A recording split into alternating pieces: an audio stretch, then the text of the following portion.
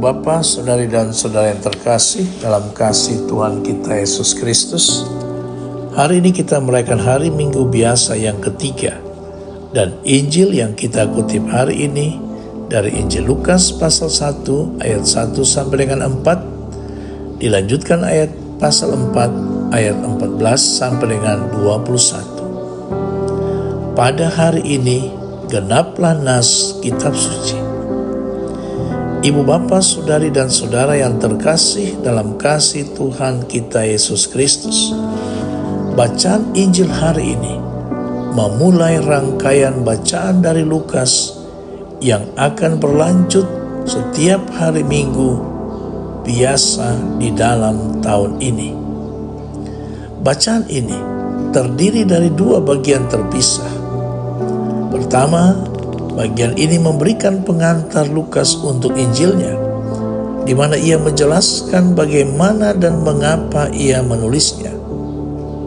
Kemudian melompati kisah-kisah persiapan tentang masa kanak-kanak Yesus, pembaptisan, dan ujian di padang gurun.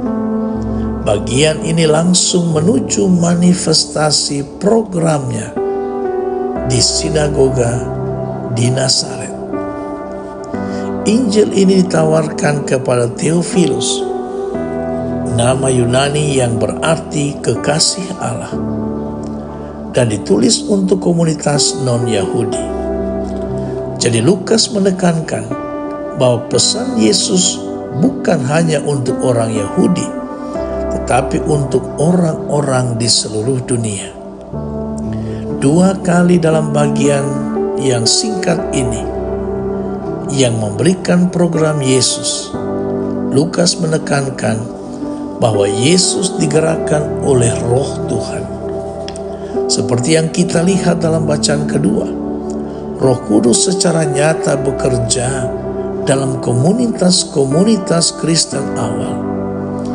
Ini tidak lebih dari sekedar kelanjutan dari aktivitas Roh Kudus sejak awal gerakan kekristenan. Dalam kisah-kisah Lukas tentang pemberitaan Injil, kelahiran dan masa kanak-kanak Yesus, kehadiran Roh Kudus terus-menerus dicatat.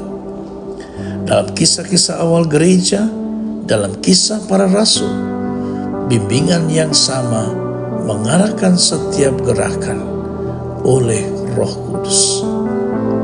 Saudari dan saudara yang terkasih dalam kasih Tuhan kita Yesus Kristus, Yesus mempunyai visi dan misi yang jelas dalam kehidupannya. Guna mewujudkan visi dan misinya itu, ia juga mempunyai program kerja yang jelas. Yesus mengabdikan seluruh hidupnya untuk mewujudkan visi dan misinya itu. Kematiannya di kayu salib merupakan akibat dari komitmennya yang kokoh untuk melaksanakan visi dan misinya. Pernyataan untuk kita ialah, apakah visi dan misi hidup kita? Apakah yang ingin kita capai dalam hidup ini? Apakah yang telah kita usahakan untuk mencapai cita-cita atau visi hidup itu?